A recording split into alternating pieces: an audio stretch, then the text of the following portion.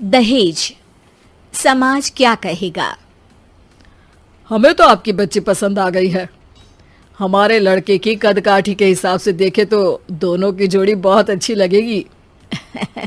जैसा आप सही समझे। बेटा योगेश, तुम दोनों को अगर टाइम चाहिए तो आपस में अकेले में कुछ बात कर सकते हो। हम बाहर चले जाते हैं। जी पिताजी, जैसा आप कहें। योगेश और सविता को अकेले वक्त देकर सब वहां से चले जाते हैं। चाय कैसी लगी? चाय भी अच्छी लगी और आप भी। सच में? हाँ, मैंने तो फोटो देख के ही हाँ बोल दिया था। मुझे भी आप अच्छे लगे। आपको कुछ पूछना हो तो पूछ लीजिए, जैसे खाना बनाना आता है या नहीं, घर के क्या क्या काम कर लेती हूँ, वगैरह वगैरह। वो तो मेरी माँ आपकी माता जी से पूछ ही लेंगी, वो मेरा डिपार्टमेंट नहीं है। इधर योगेश और सविता जिंदगी भर का साथ जोड़ने की बात कर रहे थे। उधर सविता के पापा योगेश के पिताजी के सामने हाथ जोड़ के खड़े थे। देखिए, हमारा बेटा पढ़ा लिखा है, अच्छी नौकरी करता है। उसमें जितना पैसा लगा है कम से कम उतना तो मिलना चाहिए ना। 10 लाख से कम में तो नहीं हो पाएगा। बेटी हमारी बहुत होनहार है और 7 लाख भी तो कम नहीं होते हैं ना जी। अगर आप हमारी बेटी को शादी के बाद काम करने देंगे तो 3 लाख तो 6 महीने में ही कमा लेगी। हमारे घर में ये सब नहीं होता। औरतें घर संभालती हैं और आदमी बाहर के काम। जरा मेरी बात तो समझिए। एक कार देने के बाद 10 लाख रुपए नगद देने में हमारी कमर टूट जाएगी और इसके अलावा टीवी फ्रिज तो देना ही पड़ेगा। शादी की तैयारियां, मेहमानों की पूछ परख, बारातियों का स्वागत। बेटी की शादी में बाप पर बहुत दबाव होता है जी। देखिए, हमारा बेटा कोई दुकान में रखी चीज नहीं है जिसके ऊपर हम भाव ताव कर सके और आप उसे कम दाम में खरीद लेंगे। 10 लाख से 1 भी रुपया कम नहीं होगा। ठीक है, जैसा आप कहे जी, पर आधा पैसा अभी और आधा कन्यादान के वक्त दे देंगे। अरे, इसमें भी किश्त मांग रहे हैं आप? हमने तो सोचा था कि अच्छा परिवार होगा आपका। अच्छा ही परिवार है देवनाथ जी, पर पैसों की थोड़ी तंगी है ना, वरना सब ठीक ही है हमारे परिवार में जी। देवनाथ वहां से अपने बेटे योगेश को लेकर चले जाते हैं और कुंडली मिलवाई जाती है। 36 में से 32 गुण मिलते हैं। जल्दी शादी का मुहूर्त भी निकल आता है। अब कन्या को बुलाइए। आओ बेटी, यहाँ बैठो, योगेश की बाई और। मंत्रोच्चार शुरू करते हैं। मंगलम भगवान विष्णु मंगलम गरुड़ध्वजा मंगलम। सविता के पापा सविता और योगेश के बीच में जाकर बैठ जाते हैं। बेटी, तेरी माँ को यहाँ बैठना था, पर तेरी विदाई नहीं देखना चाहती होगी शायद, इसीलिए पहले ही चली गई। बाबा, हंसी खुशी का माहौल है, रोने का समय तो विदाई के वक्त होता है ना, तब ये इमोशनल अत्याचार कर लेना। अभी तो मुस्कुराइए, कैमरा आसपास ही है।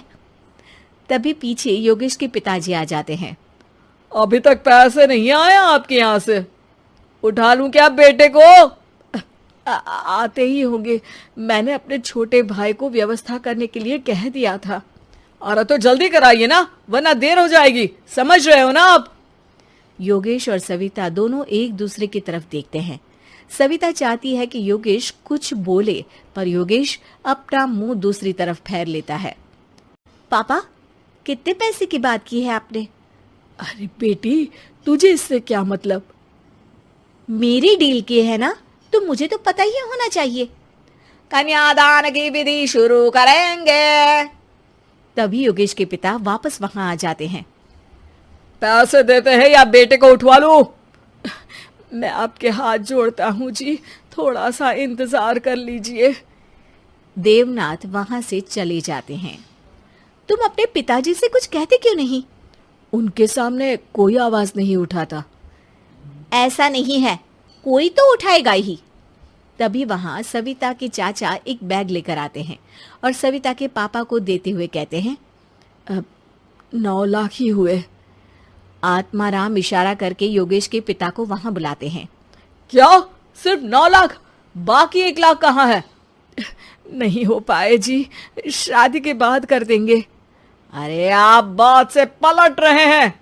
जल्दी से अभी के अभी पूरे पैसे लाइए, वरना बेटे को उठाऊं क्या? देखिए, मैं आपके पाँव पड़ता हूँ। रुक जाइए पापा, रिश्ते हाथ पकड़कर जोड़े जाते हैं, पांव पकड़कर नहीं। बेटी तू चुप रह। नहीं, ये कब से बस कह ही रहे हैं कि उठवा लूं, पर कोई उठ ही नहीं रहा। लो, मैं ही उठ जाती हूँ। बेटा, अपशगुन हुआ। दहेज लेना सबसे बड़ा अपशगुन है, पाप है, पाखंड है। और योगेश, तुम्हें मैं पसंद हूं तो कुछ बोलते क्यों नहीं? और तुम्हारे पिताजी, अरे देवनाथ जी, आपके नाम में ही बस देव है, काम तो आपके असुरों जैसे हैं। पर गलती आपकी नहीं, गलती मेरे पिताजी की है, जो आप जैसे लोगों को घर की दहलीज भी चढ़ने देते हैं। लेकिन एक बात साफ है, मैं आपके घर की दहलीज कभी नहीं चढ़ूंगी। अरे बेटा, समाज क्या कहेगा? यही कहेगा कि सविता के भीतर की माँ दुर्गा जाग गई थी, जिसने पापा के खिलाफ, गलत के खिलाफ आवाज उठाई। आसपास के लोगों ने जोरदार तालियां बजाई। और वीडियो देखने समाज के की लिए तालियों हमारे से चैनल पता को चला कि सब्सक्राइब करें। समाज क्या कहेगा। समाज ने सविता की बात को स्वीकार भी किया और उसको अपने सर आंखों पर भी बिठा लिया। सविता के पिता में हिम्मत जागी और उन्होंने कहा, देवनाथ जी, आप कह रहे थे ना बेटे को उठा लूं क्या? उठा लीजिए। हमारी बेटी को आपका लड़का पसंद नहीं है और हमें आप।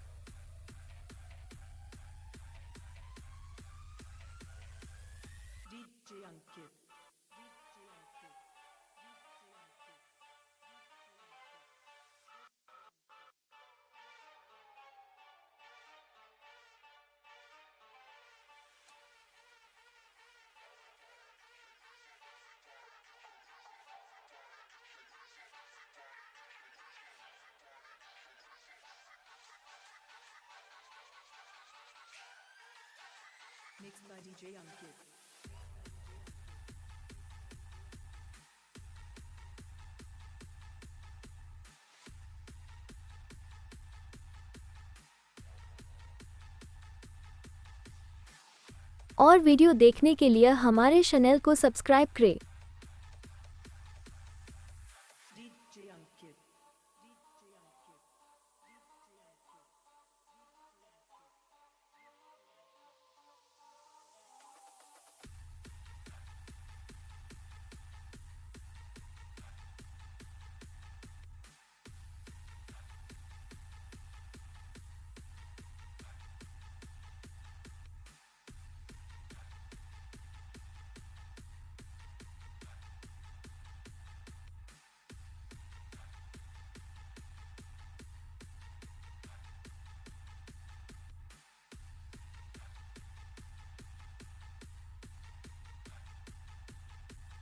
Mixed by DJ